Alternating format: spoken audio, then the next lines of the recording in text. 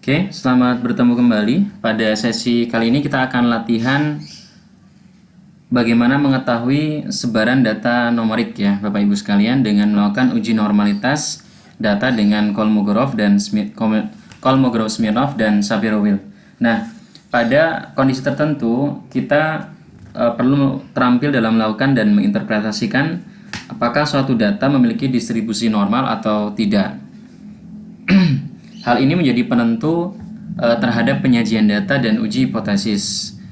Apabila dalam penyajian data, ketika datanya normal, maka yang akan disajikan adalah rata dan simpangan baku. Tetapi apabila datanya tidak normal, maka yang akan digunakan untuk penyajian datanya adalah median dan persentil. Kemudian untuk uji hipotesis, apabila datanya normal, kita menggunakan uji parametrik, sedangkan apabila datanya tidak normal, kita akan menggunakan non-parametrik. Oke, langsung saja Bapak Ibu. Video ini sengaja saya buat dengan durasi yang cukup pendek karena untuk memudahkan Bapak Ibu berlatih pada program aplikasi SPSS. Apabila saya buat video ini terlalu panjang durasinya, maka dikhawatirkan nanti Bapak Ibu malah akan tidak bisa mengikuti. Oleh karena itu saya buat video per bagian-bagian untuk melakukan analisis pada program aplikasi SPSS. Langsung saja Bapak Ibu, saya akan melampirkan sebuah file normalitas. Nama filenya adalah normalitas untuk uji normalitas data kita. Langsung saja Bapak Ibu bisa membuka SPSS, kemudian file, setelah itu open dan data. Lalu nanti Bapak Ibu bisa membuka data yang pada direktori yang digunakan untuk menyimpan datanya. Ini sudah terbuka. Selanjutnya step by stepnya kita lakukan analisis sama seperti sebelumnya. Kita deskriptif statistik. Setelah itu kita klik yang explore. Nah, perbedaannya adalah nanti usia ini kita masukkan ke dependent list. Kemudian untuk displaynya ini kita checklist yang bot. Kemudian untuk statistik ini biarkan saja default yang disajikan oleh SPSS. Selanjutnya kita masuk ke menu plots ya di sini ya Bapak Ibu. Nah, untuk plots ini ada beberapa yang kita atur. Untuk box plotnya kita pilih yang faktor level together ya di sini. Kemudian untuk deskriptifnya kita pilih yang histogram seperti ini. Kemudian untuk uji normalitasnya kita checklist yang normalitas di sini ya. Normality-nya kita aktifkan. Setelah itu kita klik yang continue. Setelah itu kita baru oke. Kita tunggu hasilnya Bapak Ibu sekalian. Oke. Untuk hasilnya sudah keluar Bapak Ibu. Beberapa hal yang perlu kita perhatikan di sini, mulai dari deskriptifnya bisa kita lihat, kemudian uji normalitasnya, kemudian bentuk histogramnya. Setelah itu di sini ada normal QQ plotnya dan di bawahnya ada bentuk yang lain dari detrended normal QQ plot. Kemudian di sini ada grafik yang berbeda lagi. Nah, sampai di sini ada beberapa penjelasan. Yang pertama, menilai distribusi data secara deskriptif. Untuk menghitung dan melihat, kita nanti akan melihat menghitung koefisien varian ya. Setelah itu menghitung rasio skewness, kemudian menghitung rasio kurtosisnya, melihat histogram, melihat normal QQ plot, dan melihat detrended normal QQ plot, serta melihat box plot. Sedangkan untuk menilai distribusi data secara analitis, kita bisa menggunakan uji Kolmogorov, Smirnov, dan Shapiro-Wilk ya.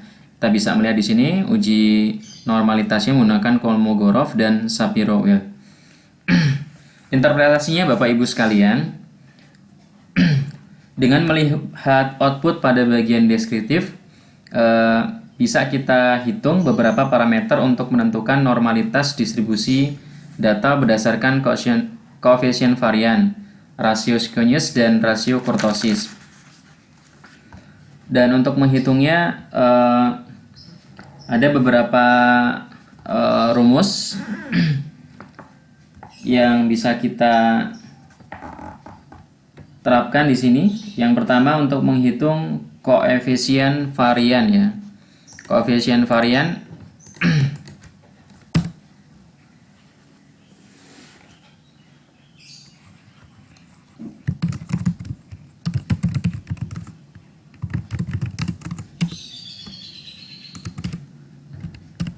koefisien varian ini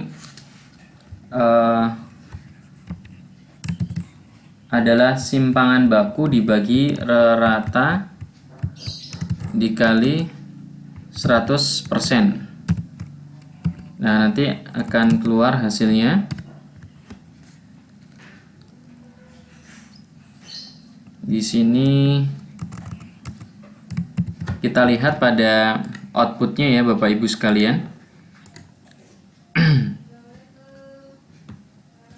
Simpangan baku 5,79. Di sini ada standard deviation ya.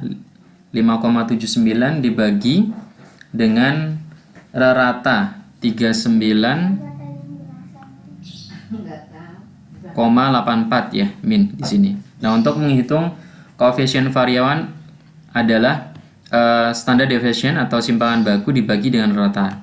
Jadi 5,79 dibagi 39.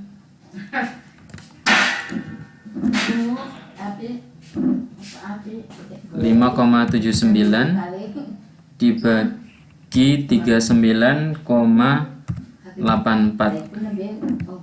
Kemudian dikali 100%. Hasilnya adalah 14,5%. Nah, ini untuk menghitung koefisien varian. Selanjutnya kita akan menghitung rasio skewness. Nah, ini rumusnya skewness.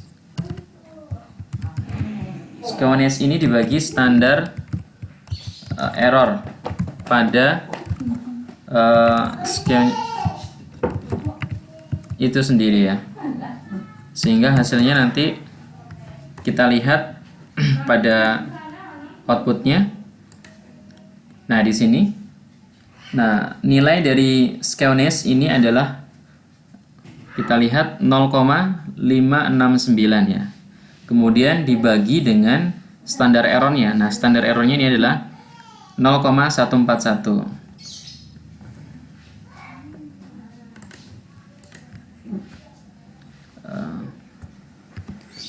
0,569 dibagi dengan 0,141 sama dengan 4,04. Kemudian untuk menghitung kurtosis juga sama, rasio yang C, rasio kurtosis ini nilai kurtosisnya dibagi dengan standar error kurtosis,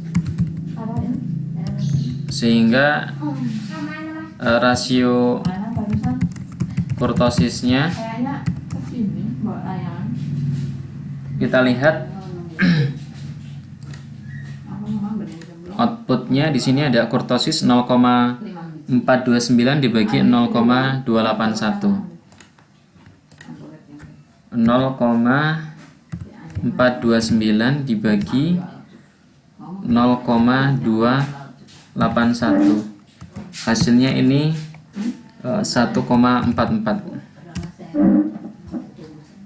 Nah, selanjutnya untuk melihat histogram. Gambar histogram kita dapat memperoleh hasil pada outputnya tampak bahwa distribusi data cenderung miring ke kiri. Oke, kita bisa melihatnya tadi pada histogram. Nah, tampak cenderung miring ke kiri. Nah, ke kirinya itu kalau kita melihat ke laptop ini sebelah kanan ya Bapak Ibu. Tetapi untuk histogram sendiri sebenarnya dia menghadap ke kita ya. Jadi kita melihatnya ini adalah sebelah kiri, jadi cenderung miring ke sebelah kiri. Jundi sayang Jundinya. Oke, untuk sementara penjelasannya sampai dengan histogram terlebih dahulu ya Bapak Ibu. Kita akan lanjutkan pada video yang selanjutnya.